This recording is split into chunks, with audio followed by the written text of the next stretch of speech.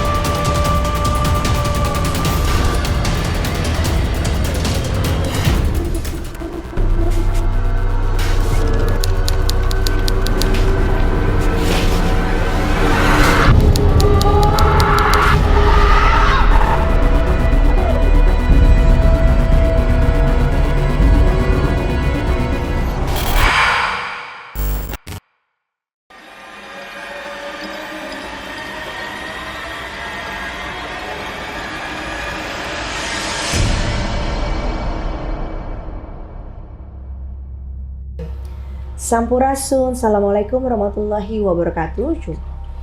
Jumpa lagi dengan saya Feni Ramasutedi dalam segmen Kiamat Kisah Malam Jumat.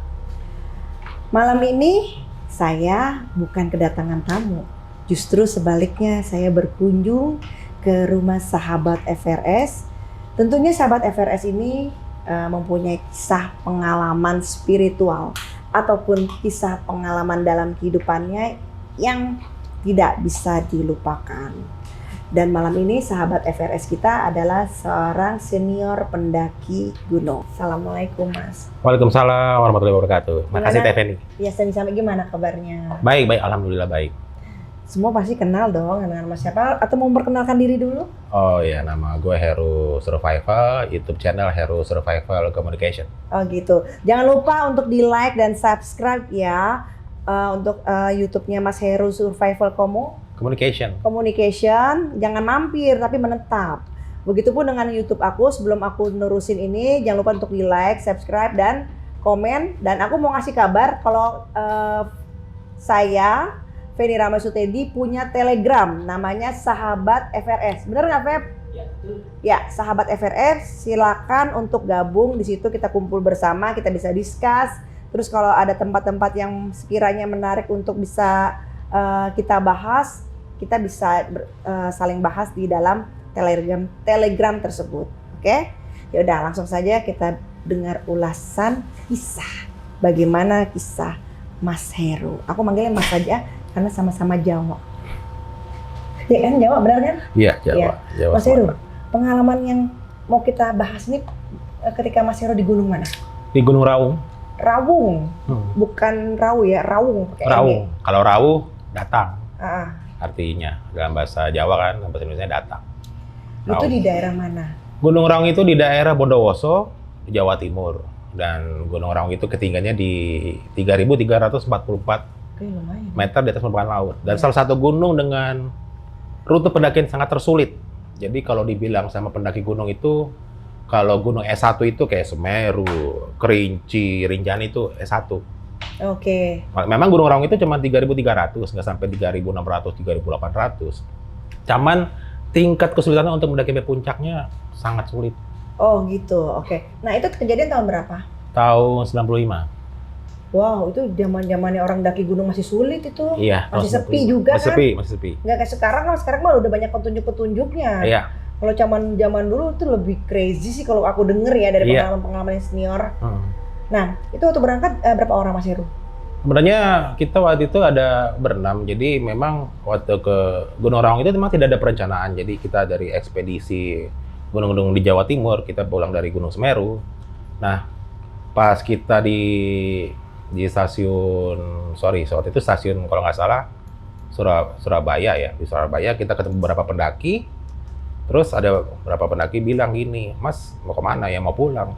Udah pernah Gunung Raung nggak? Ada juga baru dari Gunung Raung. Gunung Raung di mana?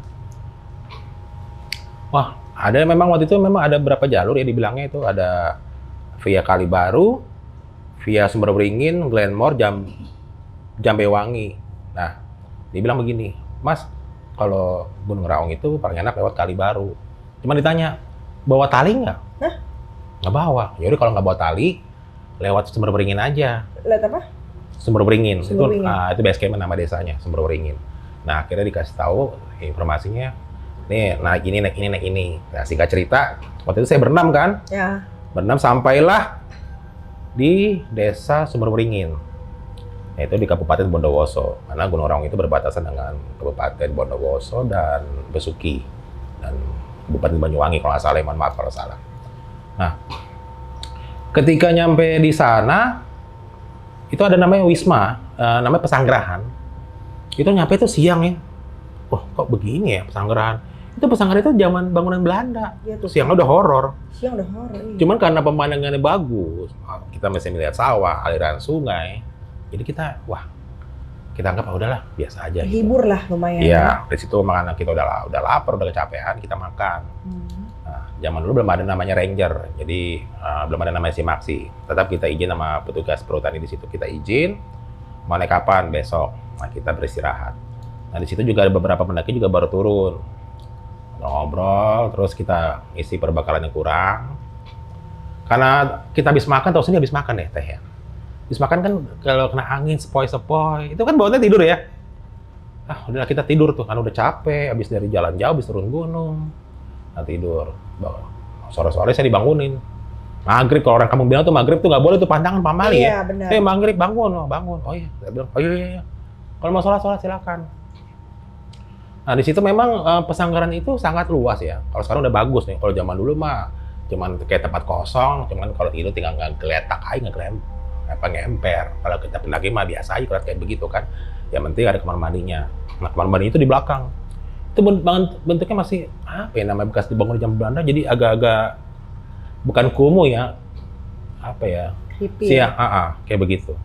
Nah setelah dari situ, udahlah yang lain pada ada yang dengerin Walkman. Zaman dulu kan Walkman. Ada dengerin ini. Lagi anak namanya di situ kan kita harus gantian dong kamar mandi. Kamar mandi kalau nggak salah 2+1 ya. Tiba-tiba teman saya ini namanya Yanti ya. Jadi ceweknya 2 nih ya, Yanti dan Gina. Nah, saya samarin namanya nih ya. Saya Dedi, Mas Nano. Nah, ini Mas Nano ini memang orang yang sangat peka, dia kejawen. Namanya juga Mas itu ya. Iya. Kemudian tiba-tiba lagi kita enak gitu, habis maghrib ya, setelah maghrib. Yanti teriak, Yanti. Ada apa Yanti teriak itu Yanti? Yanti ini tipikalnya begini ya. Yanti itu orangnya memang kadang peka, kadang kagak. Orangnya hitam manis, tinggi. Kalau Gina cantik, tinggi putih. Mereka juga peka juga. Tapi yang paling semua di antara semua itu paling peka ialah Mas Tano. Oke, Jawa Antara itu itu. ya. Yanti teriak. Oh, kenapa lu teriak-teriak? Gila, nggak tadi ini ada opa-opa Belanda ngajakin gue ini. Nah, dianggap Mas Tano, gue bilang nggak apa-apa. Mungkin ajak jalan-jalan, kenalan. Nah, Yanti kesel, apaan sih lo? Udahlah. Udah Yan, mungkin lo baru bangun tidur. Bisa jadi belum makan. Udahlah, kita lupain, kita makan. Setelah makan, ngobrol-ngobrol. Tahu sendiri kan. Ngobrol dengan orang-orang situ. Singkat cerita, malam itu kita tidur. Tidak ada gangguan apapun. Nggak ada belum. Nah, tapi yang anehnya, karena tempat itu dingin ya. Kalau saya tuh kalau malam tuh suka beser tuh ya. Kira-kira jam berapa? Mungkin jam 9 apa jam 10. Kencing nih, kok apaan ya? Kayak kok angin dingin. Emang di luar dingin. Karena habis hujan kok. Biasanya habis hujan tuh nggak begitu dingin kok di gunung. Kok dingin apaan ya? Terus saya lihat tuh ada ini Belanda, tapi saya bilang, namanya habis tidur mau bangun kan pasti kan gini. Iya. Agak apalah kayak mata kena belek gitu ya. Ya apa nih? Itu ada noni cantik ya, noni Belanda. Itu pakai baju putih kayak renda-renda, terus pakai topi, pakai sepatu boots skinny. Dia begini. Saya bilang ngapain ya? Di depan kamar mandi. Kamar mandi tua yang lampunya udah Iya. Kalau dibilang udah remang-remang lah, udah nggak ini kan. Ini siapa nih? Ini. Kan saya lihat gitu kan, ini bener nggak sih? Mau di depan toilet. Nggak lama kemudian tuh angin lewat. Ada seorang putri cantik ya. Ya mimpi apa ya? Yang tuh mimpi kan. Nah putri itu nunjuk-nunjuk ke si noni Belanda. Nggak tahu itu bahasa apa. Putri itu berarti perawakannya Indonesia. Kayak baju zaman dulu tuh ya. Terus ada pakai mahkota, pakai ini. Terus dia pakai selendang warna ungu. Tapi dia pakai kembannya waktu itu warna putih. Warna kesukaan saya tuh. Oh gitu. Nah, terus dia tiba-tiba nunjuk gitu kan. Nggak tahu entah apa dia omongin. Nah di situ saya baru keringet dingin. Wah ini kenapa ya? Kalau kemudian tuh ada bapak keluar. Bapak itu ketawa-ketawa. Selama ini saya di sini, baru kali ini saya lihat ada anak manusia diperebutkan sama lelembut. Wah langsung merinding tuh. Gue nggak jadi kencing gua. Diperebutkan sama dua lelembut. Tapi kan gue bingung bapak itu siapa? Bapak itu siapa? Nah itu dia, anak manusia diperebutkan sama dua lelembut. Berarti bapak itu kan emang nggak ada di rombongan sama Nggak Mas ada. Heru, Ya mungkin. dan nggak ada yang tamu yang datang itu. Bener. Nggak ada. Ya tapi gua anggap ya mungkin penduduk situ kali ya, karena toiletnya kan agak di belakang Wisma Pesanggerahan. Nah sampai sekarang tuh bapak itu gua nggak tahu. Yakin apa ya? Gitu. Nah setelah itu, gua anggap mimpi aja. Ah. Nggak lama kemudian tuh yang dua bayangan itu kayak bentuk hologram tuh ngilang kan nembus tembok. Ke bawah angin, ngilang tembus tembok. Oke. Bias. Jam berapa masih ingat nggak? Wah, jam setengah malam ya biasa sama beser. Setengah Iya. malam sebelum jam 12 ingat banget tuh. Sebelum jam 12? Sebelum jam 12 kalau nggak Harusnya salah. mah masih siang ya. Belum eksis harusnya. Betul. Kalau nggak salah gitu. Entah jam sebelum tengah malam atau udah lewat dikit gitu ya. Namanya kebelet kencing kan. Setelah itu gue diem, gue kamar mandi lagi. Tapi pas kamar mandi nggak ada apa-apaan. Bener tuh, udah bener beser. Benar tuh ya. Karena ditahan gitu, aduh, lo kenapa lo? Pas balik lagi, gue tadi mau ini, tapi kan nggak bilang kan, lo kenapa lo? Begini kan, lo mau mules? Udah sana lo, ini daripada ntar lo kentut-kentut di sini, udah bener beser. Dan nggak ada apa-apa. Udah nggak ada apa-apa ya. Terus gue diem aja. Tapi Mas Nano udah gini, Mas Nano. Kenapa Mas? Kenapa apa Mas? Udah terasa tuh teman-temanmu ya. Nah kayak gini, terus pas malamnya, kok ada lagi teman gue namanya si Nila. Nila itu kesakitan. Ya tadi datang bulan. Aduh. Nah, kesakitan dia datang bulan. Ya udah kita bilang, ya udah Nil, mungkin karena kecapean kita di mendaki, lo besok jangan naik. Gak lama kemudian si Dedi perutnya keram perut. Sakit banget itu. Keram perut. Udah diobatin, kita kasih minyak kayu putih, kita iniin. Udah, berarti lo besok nggak usah naik. Jadi gue, Mas Nano, Gina, dan Yanti. Kita berempat. Okay. Jadi kita bawa cuma satu tenda. Nah, pagi-pagi kita bangun, sarapan, biasa cuci muka, sikat gigi, dan segala macam, kita berdoa. Nah, memang waktu itu di Gunung Raung itu, dari base camp ke pos 1 itu, dulu belum ada ojek. Sekarang udah ada ojek. Itu kita jalan kaki itu 4 jam, 3 jam, 4 jam. Kalau sekarang udah ada ojek 1 jam. 1 jam doang. Kita jalan tuh ya, hitung-hitung, pemanasan lah. Habis sarapan jalan, kurang lebih setelah kita jalan tuh masih medannya agak landai karena perkebunan kopi, ada segala macam ya. Kira-kira setiap 2 jam kita berhenti, setiap 2 jam kita berhenti sampailah ke pos 1. Pos 1 tuh kita istirahat. Dari pos 1 itu namanya pondok motor. Nah, kita istirahat, biasalah istirahat ini atur napas. Kita jalan lagi dari pos 1 menuju pos 2. Nah, pos 2 itu namanya Pondok Sumur. Nah, memang udah dibilang sama ibu warung, ini hati-hati loh Mas. Ini jalurnya bukan jalur sembarangan ya. Kita ngerti kan ya, kita tetap inilah, kita dari gunung tetap kita waspada, tetap kita berdoa kepada Tuhan Yang Maha Esa. Dari pos 2. Pos 2 Pondok Sumur. Ya biasa aja. Tapi Mas Nano begini Mas Nano. Tapi gue udah tahu kenapa. Udah biarin aja lah. Itu masih pagi kan. Dari pos 2 Pondok Sumur kita lanjut lagi jalan ke pos 3. Begitu pos 3, kita nyampe kalau nggak salah tuh siang ya. Itu jauh juga tuh. Dari 4 jam, 2 jam. Nyampenya sore. Wow. Nyampe sore. Pos 3 namanya Pos Mayit. Pos Mayit. Bisa dicek di Google. Ada pelangnya. Pos Mayit. Pos Mayit namanya. Pos Mayit. Kenapa sih Mas? Nah itu nanti saya cerita di akhir, oke? Oke, siap. Pas di Pos Mayit itu udah sore ya. Memang sebelum itu memang kita udah di Pondok Sumur, sore ada kelongkap, kita sempat makan siang. Jadi begitu di pos Mait itu udah maghrib, kita diriin tenda di situ. Kalau udah maghrib, Di pos Mait. pos Mait. Oh, karena keadaan memang udah harus berdiri Iya, di situ diriin ya. tenda. Nah, emang kan dibilang kalau bisa malam jangan lanjutin perjalanan, Nggak ada pilihan ya. nggak ada pilihan. Dan waktu itu kita mendaki gunung itu tidak ada rombongan pendaki siapapun. Cuman berempat. Karena Sumber Waringin. Ya jalurnya Sumber Waringin ini. Dibilang tadi jalur luar biasa itu, bukan jalur biasa itu, karena memang medannya atau memang dari Enggak, medannya. Oke, Sulit. medannya. Tapi ini kita jalan berbeda. Ini jalur Sumber Waringin yang medan tersebut itu jalan Kali Baru. Kan karena kita mesti bawa tali, karena kita nggak bawa tali diarahin ke Sumber Waringin. Oh, karena Dan waktu itu saya nggak tahu tuh apaan sih nih. Begitu lihat pos Mait, tapi kita positif aja kan. Ya apaan kok pos Mait ya? nama-nama doang paling. Iya. Gitu ya. Pos Mait apaan, mungkin nama kali ya. Udah kita bangun, kita diriin tenda, si Mas Nando nyari kayu. Pas lihat gini Mas Nando, ini ngapain nyari kayu? Karena saya udah tahu. Karena saya dulu sering ada sama dia, di Gunung Slamet kemana, dia ngobrol dengan sosok astral, saya biasa aja. Terus si Anti sama Gina, itu ngapain sih Mas Nando? Udah biarin aja. Karena kita 2 cowok, 2 cewek. Yang cewek biasa bagian masak. Mas Nando ambil kayu bakar, kita bukan nebang, ambil kayu, terus kita bikin api unggun. Nah, situlah kita ngobrol sembari makan yang enak. Nah, setelah makan, ngobrol, ya kan, terus bilang, Mas, nih kita dari sekarang di pos 4, namanya pos Mait. Nanti dari dari pos Mait kita pos Demit. Sorry, mungkin agak terbalik gue ya. Terus dia bilang gini, kayaknya gue nggak enak nih kan. Udah tidur aja, istirahat. Lo jam ini. Nah, setelah kita habis makan itu, jam 10 kita mau tidur, ini si cewek mau buang air kecil, mau pipis. Ya udah kalau mau itu lo jangan di pohon ya, gue bilang lo di ujung sana bawa payung. Kalau bisa ditemenin. Udah yang nemenin kan saya nemenin. Nemenin bawa senter. Lo jangan nengok ya, dia pakai payung. Rokok aja.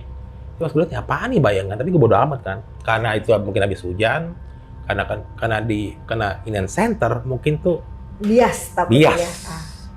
Nggak lama kemudian si Hanti sama si Gina teriak. Iya Tuhan. Ada apaan lo? Mas Nando, kenapa? Udah nggak apa-apa. Tiba-tiba Mas Nando begini aja. Lihat tuh pohon sama nunjuk. Tapi gue nggak bisa lihat. Apaan sih itu? Udah gini aja. Lo kenapa lo?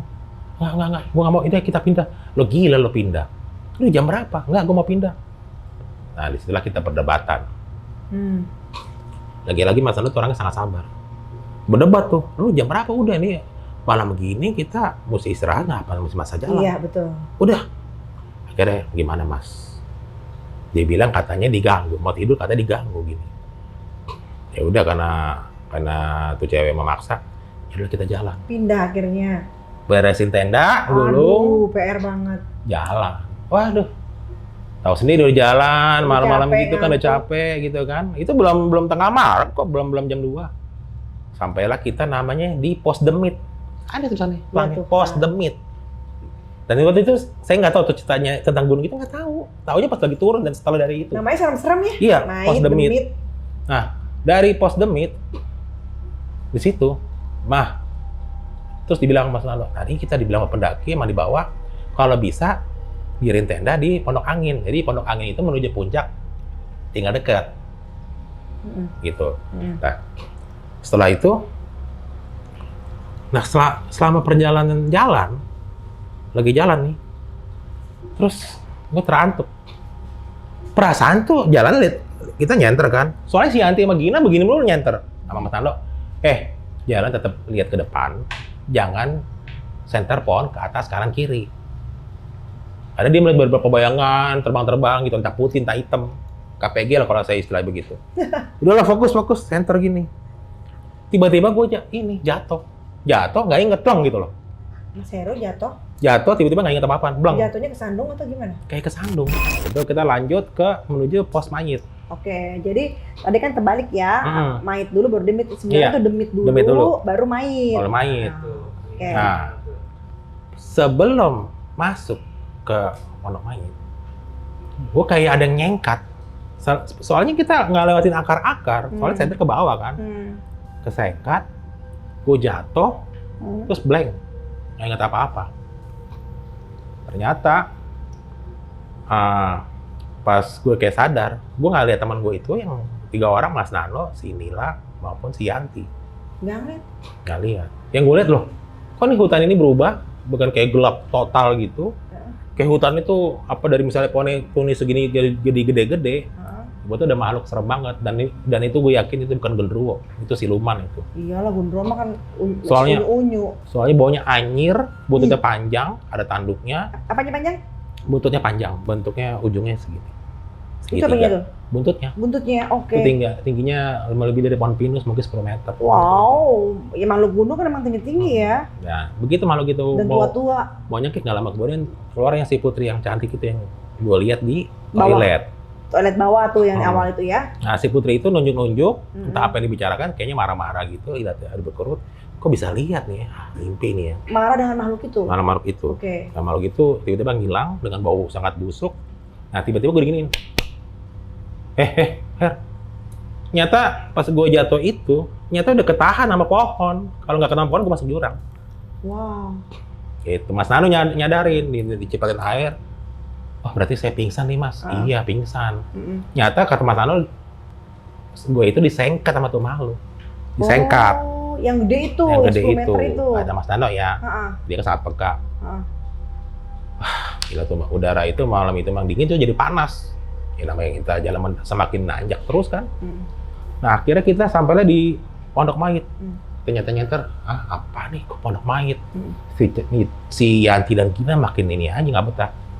Enggak deh, enggak. Jalan lagi. Oh ya udah oke. Gimana Mas? Berempat lagi tuh. Jalan lagi. Terus di Pondok Mayit sempat istirahat dan itu sepi, tidak ada satupun pendaki yang lewat. Sepi. Ya, tahun 95. Tahun 95. Nggak kayak sekarang. Iya. Gunung jadi tempat wisata. Iya. Nah, dari Pondok Mayit kita lanjutin jalan lagi terus. Sampailah di Pondok Angin. Nah, Pondok Angin itu tuh batas vegetasi. Jadi untuk menuju puncak kurang lebih jalan 1 jam lah, 1 jam kurang lah, 40 menit. Akhirnya diri tenda di Pondok Angin. Nah, Pondok Angin itu banyak ada batu-batu besar itu ya. Dan itu memang Gunung Raung itu kalau dibilang sama orang jangan heran ya, nanti kalau entah siang itu anginnya bunyinya kayak gangsing. Iya. Gitu ya. Iya. Kayak gangsing. Jadi bilang meraung. Kayak di rumahku. Kayak seperti itu. Kayak gitu. Oh, jadi nah, begitu ya. setelah itu kita diriin tenda. Yalah, kita istirahat. Buka perbekalan, kita masak lagi kan udah habis trekking gitu kan. Dan malam itu kita istirahat. Biasa bilang ini, udah kalau nggak mau ini kata Mas Nano berdoa. Dan malam itu memang tidak ada gangguan. Nggak ada tuh ya. Tapi suara-suara sepanjang kita yang jalan dari Pondok Mayit sampai ke Pondok Angin, itu suaranya udah ada ketawa raksasa, tapi udah bodo amat itu. Udah bodo amat karena udah capek, bodo amat dia mau gimana. Lo mau ketawa kayak lo mau cengengesan bodo amat. Yang penting kita nge-camp secepatnya. Malam itu kita tidur dengan nyenyak, nggak ada gangguan apapun. Pagi-pagi karena tapi nggak dapat sunrise, nggak dapet. Ya karena habis di jalan capek. Karena jalan kena teror juga kan. Bangun jam berapa ya? Mungkin jam 7-an, jam 8. Bangun, kita setelah bangun sarapan, kita menuju puncak. Namanya di situ udah bilangnya puncak bendera, puncak bayangan. Jadi kalau ini puncaknya ini puncak bendera, puncak bayangan. Kalau puncak sejati di sini nih. Wah. Tapi kita nggak bisa ke sini karena beda jalur. Oke. Jadi harus pakai jalur yang itu. Kalau yang puncak sejati kalau kita di sini, kita harus pakai tali. Oh, yang tadi makanya ditanya. Yang tadi lihat video itu. Oke. Udahlah, kita situ foto-foto, biasa standar ya foto-foto, minta dipoto ini. Pas lagi anak foto, mungkin karena si posisi Yanti ini terlalu deket pinggir, dia sempat jatuh. Tapi anehnya pas lagi ini dia menggapai ke atas, pinggir bibiran jurang ya. Akhirnya Mas Nano gini, Her gimana Her? Kalau kita nge-camp, gimana Mas Nano perbekalan? Masih cukup nih. Padahal begitu kita dirin tenda lama kemudian tuh gila. Udah angin kayak puting beliung kenceng banget. Untung kita udah dirin tenda. Lagi ngobrol gini, si Yanti kesurupan. Begitu mau balik ke tenda, ya ampun nih, itu bener. Ini yang gue lihat waktu itu yang gue jatuh ke mimpi, ini makhluk kita ada. Ada lagi dia? Ada lagi. Tapi ini lebih buntutnya 3.